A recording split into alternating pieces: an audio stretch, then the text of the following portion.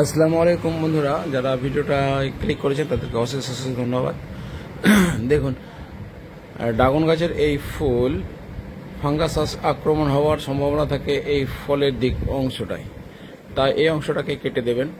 কেটে দিলে পরে আপনার ফলটা সুরক্ষিত হবে এবং ফলে ফাঙ্গাস আক্রমণের সম্ভাবনাটা থাকবে না।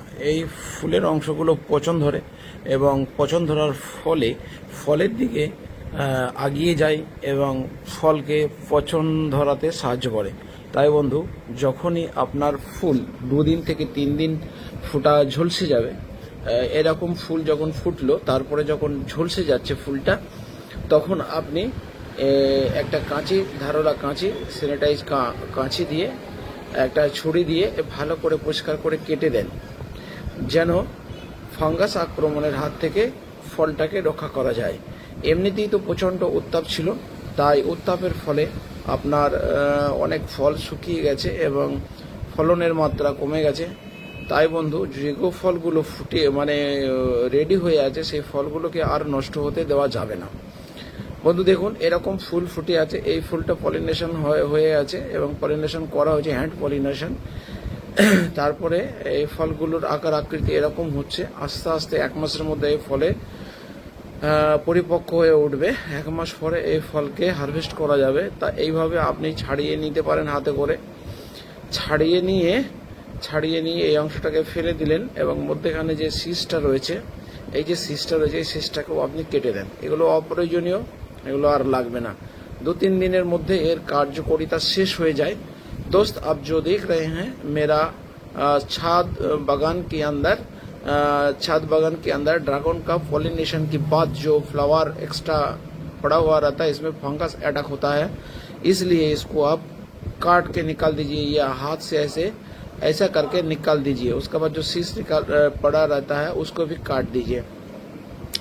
इसमें आपका क्या होगा, आपका फ्रूट्स में फंगस इन्फेक्शन होने का चांस नहीं रहेगा। ठीक है दोस्त, ऐसा करके आप काट दीजिए। देखिए, आप देख रहे हैं मोहसिन आयुर्वेदिक चैनल में, मोहसिन आयुर्वेदिक प्लांट्स चैनल में ड्रैगन का पॉलिनेशन, उसका बाद फ्रूट्स को फंगिसाइड से फंगस से बचाने का तरीका आप देख रहे हैं। ड्रैगन का वीडियो, ड्रैगन का पॉलिनेशन, उसका बाद फ्रूट सेटिंग के पहले ये जो फ्लावर का एक्सेस पार्ट है, इसको आप काट के या तोड़ के निकाल दीजिए, नहीं तो आपका फ्रूट्स में फंगस इन्फेक्शन हो सकता है। ऐसा करके आप काट के निकाल दीजिए।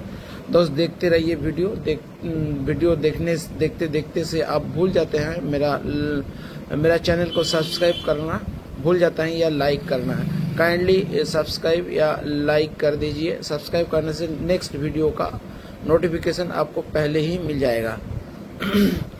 দেখুন দোস্ত, এইভাবে কেটে দেন, এইভাবে কেটে ফুলটাকে আলাদা করে দেন, ফলটাকে আলাদা রাখুন, তাহলে আপনার এই ফলে ফাঙ্গাসের আক্রমণ থেকে নিষ্কৃতি পাবে।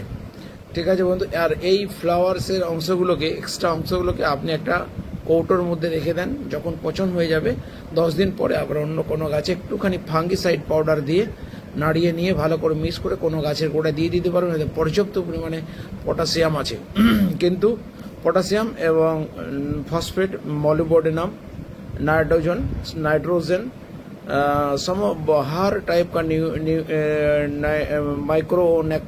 मैक्रो न्यूट्रिशन रहता है।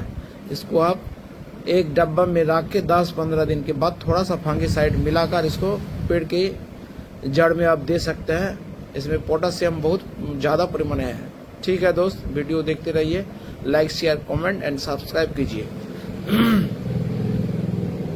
नेक्स्ट वीडियो देखने के लिए आमंत्रण रইল।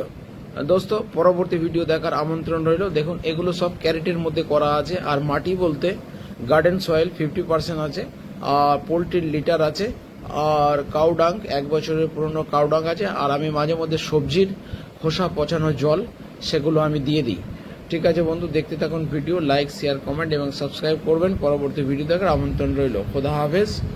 এগুলো সব ক্যারেটের মধ্যে রয়েছে, কিছু অংশ টবের মধ্যে আছে, আমি বড় ডাব্বায় ব্যবহার করি না। ধন্যবাদ।